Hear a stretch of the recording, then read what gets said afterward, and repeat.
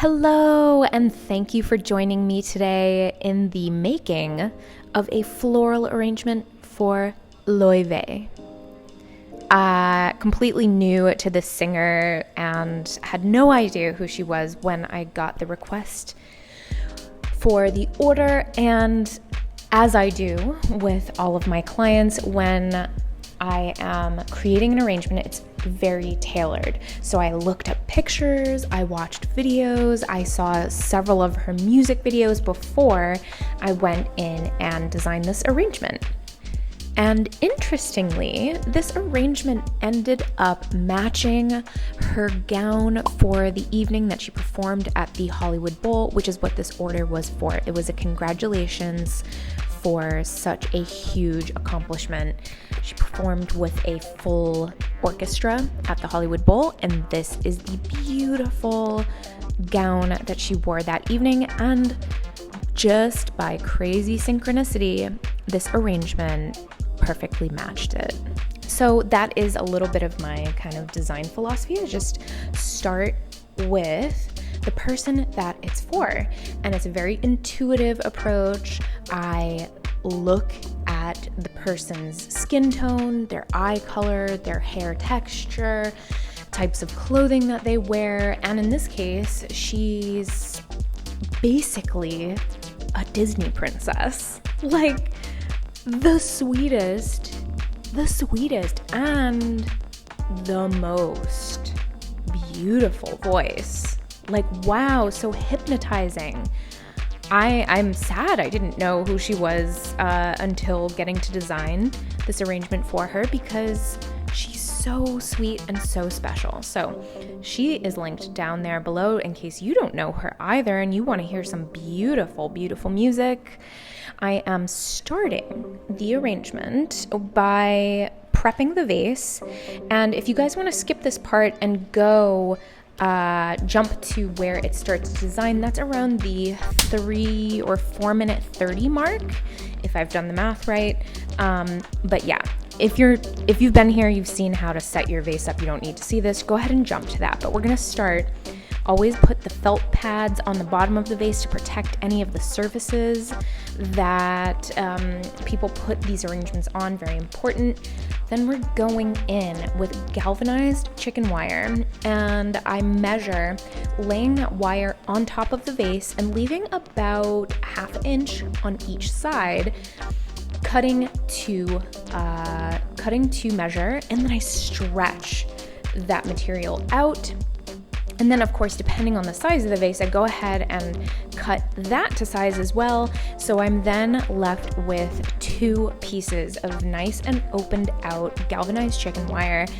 And I go in with the first layer. First layer is the bottom layer. And what this is going to do and why I have designed this particular setup is the typical nature of my pave arrangements is that they are quite dense and have a lot of stems in them. So we need this structure to do 2 things. We need for there to be space inside of the vase, and that's what the first layer in looks like. It's a little bit of a dome, and that's what I do on the top as well. But we need space inside of the vase, but we simultaneously need structure. So when I was getting over using Oasis and switching to chicken wire, I designed this particular setup, this 2-layer setup, so that you can get in a lot of stems as well as have a lot of space in the vase. And then I'm just going over that structure with 1/4 inch Oasis waterproof tape. This is an important distinction in the type of tape you'll want to use because it's waterproof. And off-brand tapes do not work as well. Unfortunately, Smithers brand, Oasis brand stopped making or discontinued making white, so I'm here with green, and that's totally fine. It was more just like a aesthetic thing for me, because the way that we're setting this up, it's hidden anyways. These mechanics will be hidden, especially if you see here how I am securing that tape up at the top brim of the lip of the vase. It's not going on the side of the vase, it's right there at the top. It is a little bit of extra work, but in my opinion is much worth it because I don't like seeing the mechanics. It's very unsightly. So we want to do everything we can to hide that chicken wire and to hide that tape. And this is how you do it. You get it right up there on that brim and then go in and make sure using your fingers to secure that tape, like really rubbing it on that lip. And this is what it looks like. So no water gets in there. It's fully airtight or watertight. Guys, it's been a minute since I've used geranium. Haven't really seen it, but sparingly here and there at market. Oh, the most beautiful scent. It's just, yeah. Guys, you know what? We're starting this arrangement with a dance break. And just so beautiful. The way I'm using this is, well, first getting rid of any of the damaged or yellowing pieces, and then going ahead and taking laterals off of bigger stems and cutting down to smaller pieces and making sure that all of those stems are nice and clean. And this particular bunch, the stems were quite woody. And when a stem is really woody like that, if you don't give the end of a stem a nice long cut at an angle, it has a bit difficulty taking water up. And especially with geranium, since it's such a finicky foliage, I always, one, process this green with hot water so that it forces that stem to take the water up. And then two, when I start designing the arrangement, I prep the vase with FLORA LUX, flower food, important, keeps bacteria out as well as nourishes and feeds those flowers, and then also use hot water again. And then by the time I go in with all the other stems, the temperature will have cooled down a little bit to like, you know, room temp or / warm water. So it's really good to start with that geranium. And I'm just doing a base here. My goal isn't to have this as a focal point in the arrangement. It's a base so that you get that beautiful fragrance, and then it gives more structure to all of the stems that we're gonna go in here with. So first element in, this is smoke bush. Wow. Oh my God, this is one of my favorites. It just is so seldom that this is around. It's a summer crop, and it, oh my God, the color is so beautiful. The botanical name for this flower is called cotinus. And as you can see, I'm trimming this down a lot. Unfortunately, market, this particular batch, I am so glad that I bought a bunch of extra flowers because a lot of the flowers ended up being like either damaged or, yeah, I only got like half of the amount that I normally would. So I am stripping and, ooh, wait a second, hold on. I forget the name of this. The recipe will be linked below for you if you want to look at the varieties that I've used in this arrangement. But as of now, I don't remember what this is called. I've never seen this before. Stunning, like grayish mauve lavender color, keeping this palette in a beautiful browns, lavenders, and nude beige color palette. So stripping off any of the broken little stems, any little laterals that will have made this stem too large as is. So basically heavily editing every stem before I go in and design. And when a stem is kind of like not in the right place as you're going along, go ahead and just fix that. Another variety that I don't know the name of, first time I've used this, let me tell you, this is so pretty, so precious, super fragrant. Oh my God, so sweet. Like seriously, the sweetest flower that I've ever had in the studio. Oh my goodness, and the fragrance was just so special. I will look at the receipt. That recipe will be linked down below for you, but this is one of the flowers that I really I was not thrilled with. And you know what? I don't want to bother with my vendors because this one particular vendor has kind of been a pain in the ass about returning flowers or problem flowers. It's just like they give me such a hard time, and I didn't want to bother with it. So I just figure it's tithing, it's part of the universe. It's like, you know, sometimes you just have to assess where your energy is going. And I got 3 bunches of this, and I probably got maybe like 8 stems out of it. Part of it is my fault. Like, I decided to buy this, first time using it, and it didn't, like, because I had never used it before, okay, hold on a second. Like, because I had never used it before, it was like, I don't know how this particular flower behaves, but being that it was for her, Laufey's, God, I hope I'm pronouncing that correctly, performance at the Hollywood Bowl, it's highly unlikely that she took these flowers home with her, so it's like, you know, it's kind of okay if they didn't last. You know, performers, they receive so many flowers, and then there's, I don't know what they do. I'm sure it's highly individual, but most of the time the stuff just gets thrown away or donated or whatever. Maybe they take 1 or 2 of their favorite things.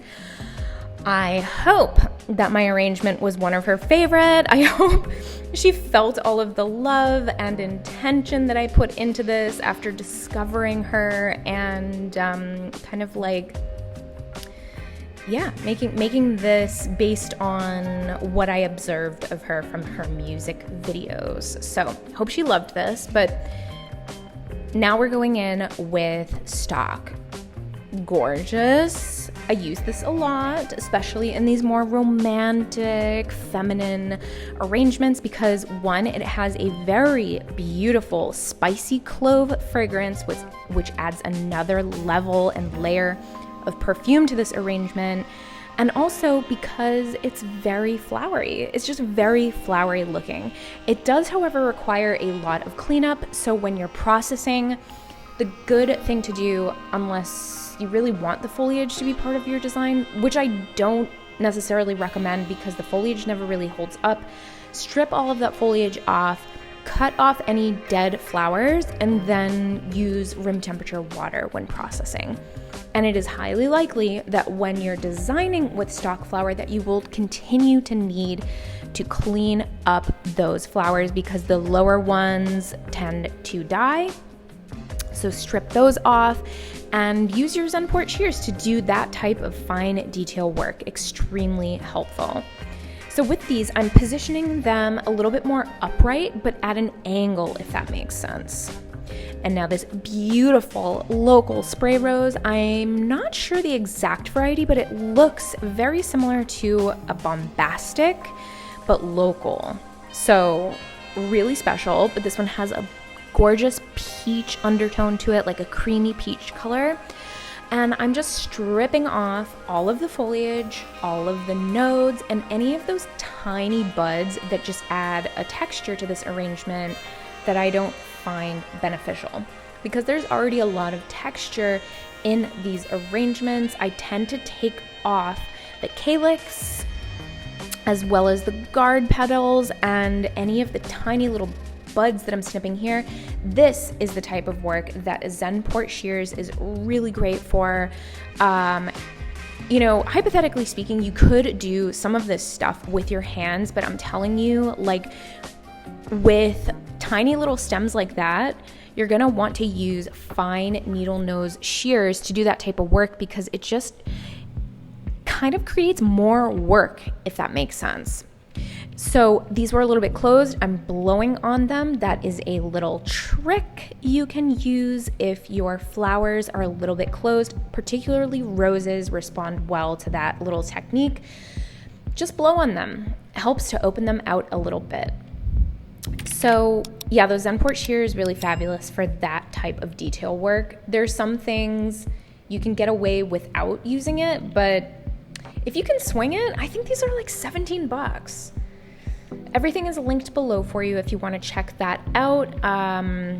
Thank you so much for shopping those links. Thank you so much for liking, subscribing, leaving your wonderful comments. And if you don't have a wonderful comment to leave and you just, want to argue in the comments section, or if you have a criticism, feel free to leave that below. I love it. I love hearing your feedback, and I just love engaging with you guys here. So the way I think of these arrangements, and I've expressed this in other videos, is I think of this like a tapestry. And more specifically, interestingly, I've been finding myself watching a lot of carpet cleaning videos. I don't know why this came into my reality, but I was in Costa Rica recently caring for my mother so this carnation, little side note, haven't used one of these in a while. Probably the last video was the 90s It Girl, the mauve It Girl. Favorite carnation, beautiful antique mauve, so much nuance. As you can see here, there's beautiful taupe, green, like fresh spring green, and then you get this deep mauve blush colors, it's like a mauve rainbow, super special. So what I was saying about visiting my mom in Costa Rica, my mother was dying, and my mother did just die June 29th, and so that's why I stepped away from YouTube for a minute. I was there taking care of my mom. It was such a beautiful experience, but it was extremely difficult and emotionally intense. And I found myself at night watching carpet cleaning videos before going to bed just to help me wind down. And I realized, when I'm talking about tapestries, it's often the Persian rugs that I'm referring to. And a lot of these channels, these like carpet cleaning channels, it's very zen. But a lot of the rugs, of course, are these like really elaborate tapestries, Persian rugs that can cost up to hundreds of thousands of dollars depending on where they've come from. And I feel like these pave style arrangements that I do that have a ton of texture and pattern to them, and the way that I layer all of these flowers is basically referencing that style of Persian rug. It's magnificent artwork. I think it was on the Business Insider channel I watched, the So Expensive series. What a cool series that is. It would be so fun to be featured on that particular series that they do, because I feel like flowers, one of the most like extreme luxury things that you can get, so expensive.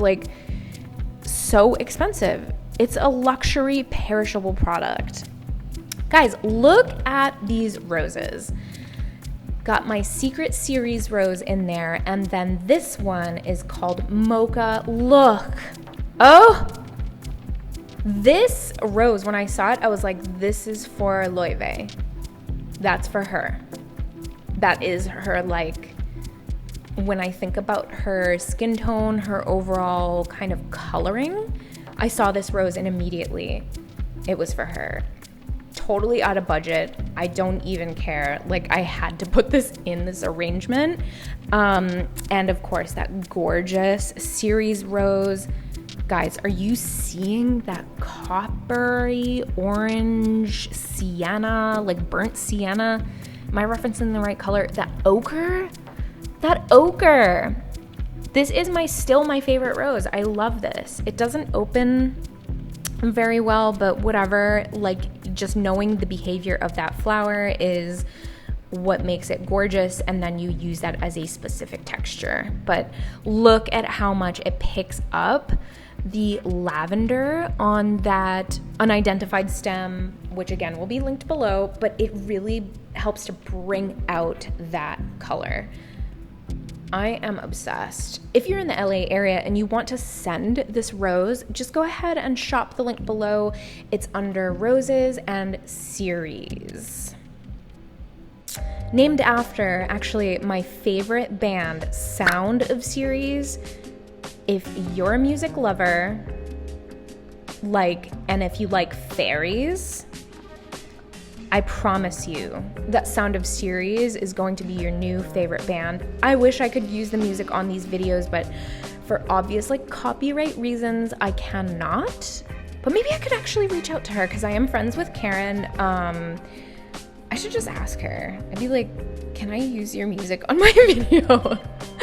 But I don't know, the rules with copyright and stuff. Basically, I have a license for music that I pay for to be able to use like premium sounds. Okay, so I got this black ranunculus, but decided it was not going to work, too dark for this arrangement. And then another element that did not make it in, but I kind of experimented. I put it down in there and decided, no, this is not gonna work. Like, just imagining a ton of these, all of the arrangement, it just was not a very flattering texture. Almost looks like a little, yeah, I don't know.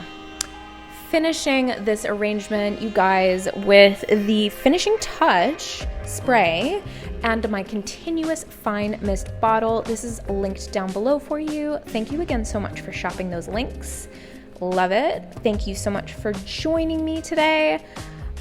Every time I do these videos, I'm amazed because basically the time goes so fast, and I can't wait for the day that I can hire a videographer to take videos of me where I'm actually in real time explaining the process. I think I've done a pretty good job of it with basically what I have available to me. I don't know if you know this, but if it's not obvious, I basically design the arrangement silently and then throw it into the editor, chop it up, and then I go in with another layer, which is the voiceover, and then that gets chopped up.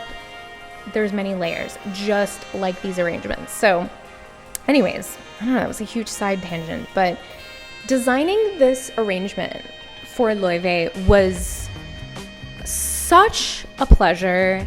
She is so special, a beautiful real life Disney princess, but even better, like just so magical. I really hope that she loved this arrangement as much as I did making it for her. Guys, thank you so much for joining me today. I'm so glad you're here. If you have any questions or comments or whatever, leave them below. And I really look forward to seeing you in the next one. Ciao for now.